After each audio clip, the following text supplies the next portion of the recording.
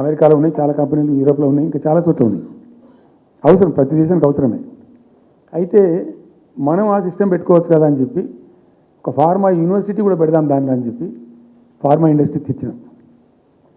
2 హెలికాప్టర్లు తీసుకొని ఆ ఫార్మా బిజినెస్ మెన్ ఎవరైతే ఉంటారో వాళ్ళని నేనే స్వయంగా పెట్టుకొని పోయి ఆ ముచ్చర్ల కాడ పోయి తీసుకుపోయి చూపించి ఈ ప్లేస్ బాగుంటుంది కదా అంటే బాగుంటుందని చెప్తే దాన్ని ఫైనల్ చేసి చాలా కష్టపడి 5-6 సంవత్సరాలు పర్సూ చేసి రైతాంగంతో ఘర్షణ పడకుండా ఒక 20,000 ఎకరాలు పెట్టుకొని చేస్తే 14,000 ఎకరాల పైచీలు కూడా 14,000 నెట్ వచ్చింది ప్రభుత్వానికి. 14,000 acres already acquired by government.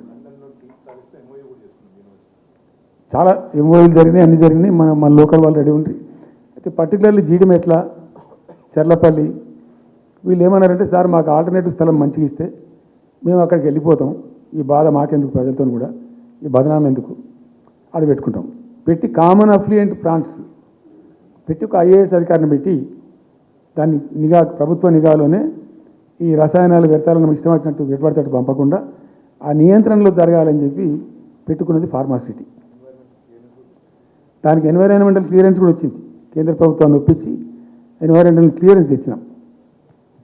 Hyderabad మొత్తం ఫార్మాను ఒకటే దగ్గర తీసుకుపోయి పెట్టాలి, అక్కడ ఫార్మా సిటీ కట్టాలి, అక్కడ పనిచేసే ఎంప్లాయీస్ కూడా పొద్దాకి ఇటు అటు తిరిగేటువంటి అవసరం లేకుండా మంచిగా బ్రహ్మాండమైన సిటీ రావాలి, వచ్చే సిటీకి కావాల్సినటువంటి ఆల్ ఇన్ఫ్రాస్ట్రక్చర్ రావాలి అని చైనాలో నేను చైనా పోయినప్పుడు చూసినట్టు అది 70,000 ఎకరాలు వాళ్ళది, చాలా హ్యూజ్ ఫ్యాక్ట్. మనకి ఒక 20,000 acres అయితే మస్తు అవుతుందని చెప్పి మేము తీసుకొని చేసినాం. మెడికల్ కాలేజ్ కూడా మంజూరు చేసినాం ఆ పక్కనే, వీటన్ని దృష్ట్యా పెట్టుకొని. అంటే మేము ఒక పద్ధతి పెట్టుకొని దాన్ని ఒక సిస్టమేటిక్గా చేసినాం. చేస్తే ఇప్పుడు దాన్ని ఏందండి దందా, ఏదైనా చేసి దాన్ని నమ్మకదొబ్బ అన్న ఏం జరుగుతుంది రాష్ట్రంలో? ఫ్యూచర్ సిటీ, తొక్క సిటీ, ఎవరికి కావాలి నీ ఫ్యూచర్ సిటీ? నాకు అర్థం కాదు. నువ్వు పెంచినావు హైదరాబాద్ను, ఎవరు చేసిన హైదరాబాద్ సిటీ? ఇంత వైబ్రాంట్ సిటీ ఎక్కడికి వచ్చింది? ఓ 400 సంవత్సరాల చరిత్రతోని దీనికంతా ఒకటి బోధి జరిగి ఆటోమేటిక్గా పెద్ద సిటీ అయింది. అట్లా అన్ని కావు, అందరికి కావు. ఎన్ని రాష్ట్రాలకు ఉన్నాయండి?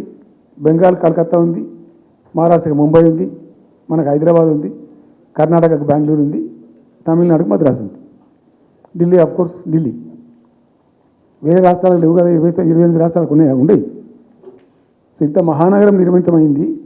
ఈ నగరం యొక్క భవిష్యత్తును దృష్టిలో పెట్టుకొని పెట్టిందే ఫార్మాసిటీ. ఈ సిటీ మొత్తం గబ్బులు వేసిపోవాలి, ఇక్కడ ఉన్న దాంతో నువ్వు తీసుకుపోయాలి ఫ్యూచర్ సిటీ, తోక సిటీ ఏందన్నట్టు ఇది?